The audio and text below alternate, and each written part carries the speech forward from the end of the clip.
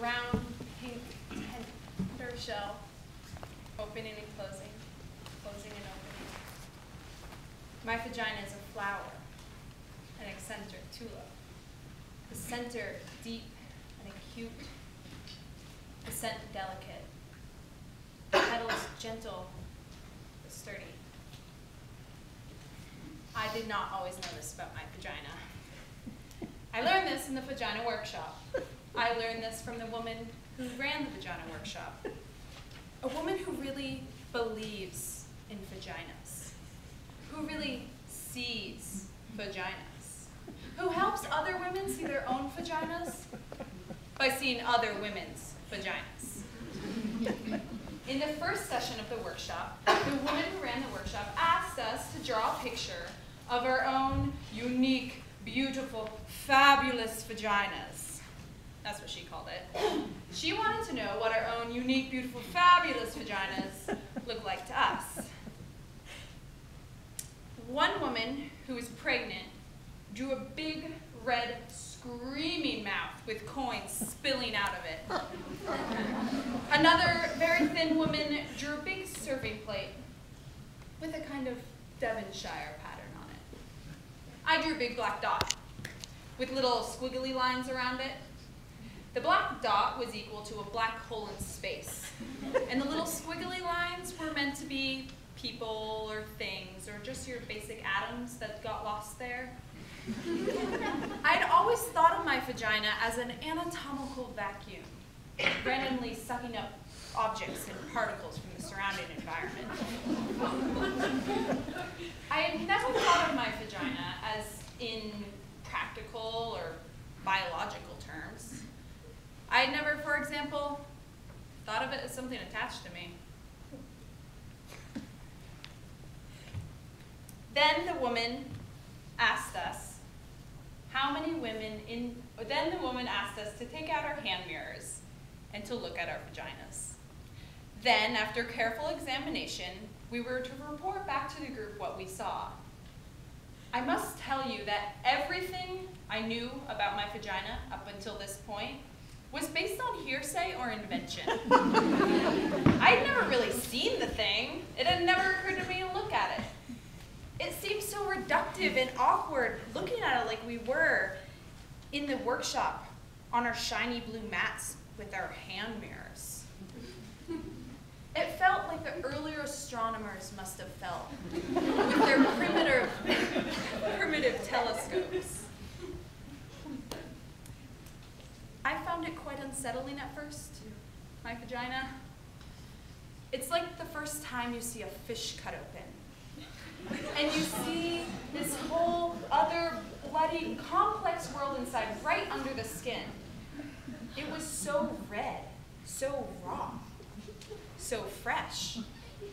But what surprised me the most about my vagina were all the layers.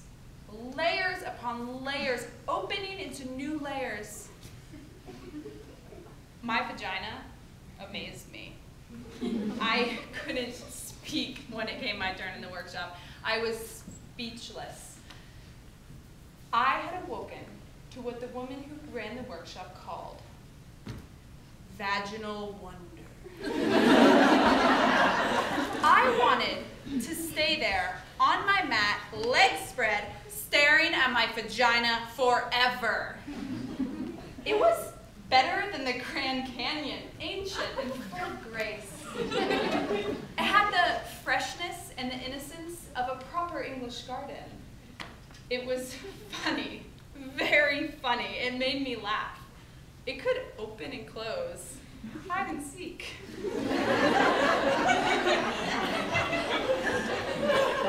Then, the woman who ran the workshop asked how many women in the workshop had had orgasms. 2 women tentatively raised their hands. I didn't raise my hand, but I had had orgasms. I didn't raise my hand because they were accidental orgasms. They happened to me. They would happen in my dreams, and I would wake in splendor. They happened a lot in water, mostly in the bath, once in Cape Cod. on bicycles, on horses, sometimes on the treadmill at the gym. I didn't raise my hand because although I had had orgasms, I didn't know how to make one happen. I thought they were magical, mystical things. It felt wrong getting involved, contrived, manipulative. It felt Hollywood. The magic would be gone and the mystery. But the problem was, of course, that the mystery had been gone for 2 years. I hadn't had a magical accidental orgasm in a very long time. And I was becoming frantic. That's why I was in the workshop. Then the moment came that I had both dreaded and longed for. The woman who ran the workshop asked us to take out our hand mirrors again and to see if we could locate our clitoris. We were there, the group of us women, searching for our spot, our locus, our reason, and I don't know why, but I started crying. Maybe it was sheer embarrassment. Maybe it was knowing that I had to give up the fantasy. The enormous, life-consuming fantasy that someone or something was coming to do this for me. That someone was going to come lead my life, to choose direction, to give me orgasms.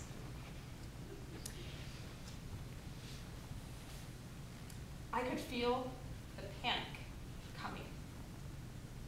The simultaneous terror and realization that I had avoided finding my clitoris, had rationalized it as mainstream and consumerist because I was in fact terrified that I did not have a clitoris, terrified that I was one of those constitutionally incapables, one of those frigid, dead, shut down, bitter, apricot tasting, oh my God. I lay there, frantically reaching with my fingers, and all I could think of was the time when I was 10 and I lost my gold ring with the emeralds in the lake. How I kept diving over and over again, reaching with my fingers over the fish and stones and bottle caps and slimy stuff, but never my ring. The panic I felt, I knew I'd be punished.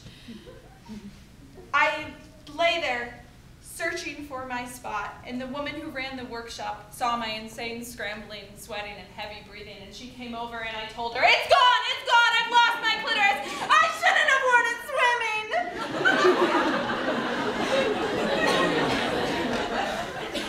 The woman who ran the workshop laughed and calmly stroked my forehead. She told me that my clitoris was not something that I could lose. It was me, the essence of me. It was both the doorbell to the house and the house itself. I did not have to find it. I had to be it. Be it. Be my clitoris. Be my clitoris. I lay back down and closed my eyes. I put the mirror down. I watched myself float above myself. I watched myself slowly begin to approach and re-enter. It felt like an astronaut re-entering the surface of the Earth. It was very quiet, this re-entry. Quiet and gentle. I bounced and landed and bounced. I came into my own muscles and blood and cells, and then I slid into my vagina. It was suddenly easy, and I fit. I was all warm and ready and young